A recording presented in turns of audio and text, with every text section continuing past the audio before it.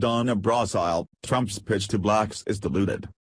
Look at how much African American communities have suffered under Democratic control.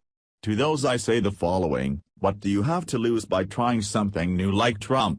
Donald Trump in Dimondale, Michigan. Population 92.7% white, 0.7% African American as of the 2010 census. I don't know how many black people Donald Trump knows, has employed, befriended, or crowned champion on The Apprentice. That's not the issue here.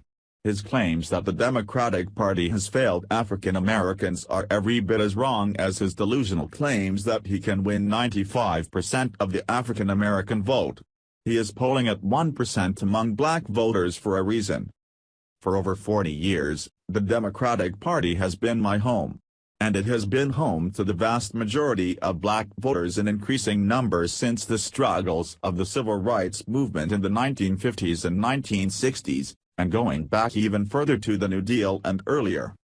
This despite the fact that the GOP was the party of Lincoln.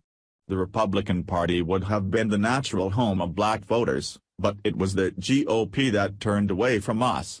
And at the height of the civil rights struggle, President Lyndon Johnson made a conscious decision to fully commit the Democratic Party to the cause of equality for African Americans, even though he knew that would cost the Democrats the South, and many elections, for at least a generation. Johnson took up the mantle of the marchers and agitators for justice, pushing for and at times seemingly willing the passage of the Civil Rights Act of 1964 and the Voting Rights Act of 1965. In addition, he helped to advance the cause of economically struggling Americans of all colors with the Head Start program and other anti-poverty programs. And each subsequent Democratic administration has expanded upon those gains with initiatives of its own, leading up to our first African-American president, Barack Obama, a man that Trump refused to even concede was born in the United States. President Obama has made good on the promise of the Democratic Party to African Americans in myriad ways.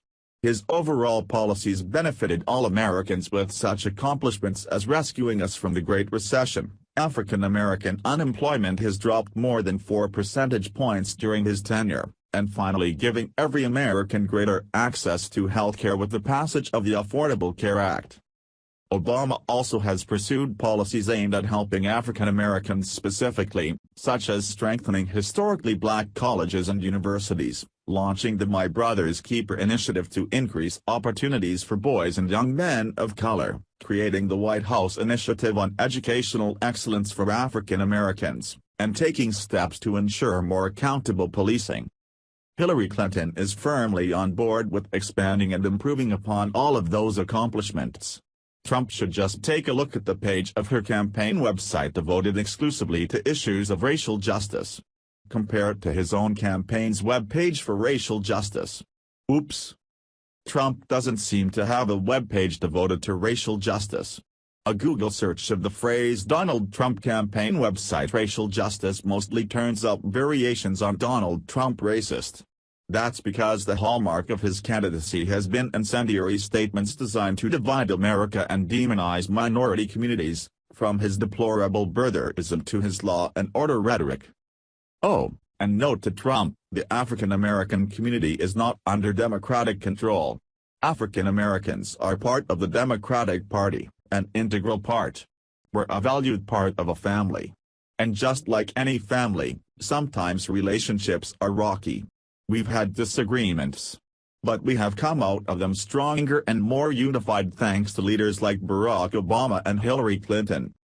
This is bigger than the differences between two parties.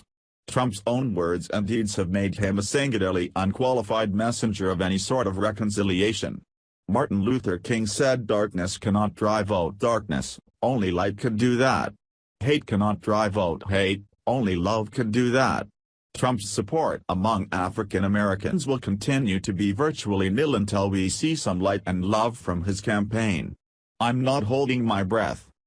So, let me answer Trump's question about what we have to lose by forsaking the Democratic Party for something new. What we have to lose is a tried and tested relationship with the party that has welcomed African Americans, given us voice, and helped for decades to advance our interests, a party devoted to the well-being of all Americans. I'm proud to be an African American and I'm proud to be a Democrat.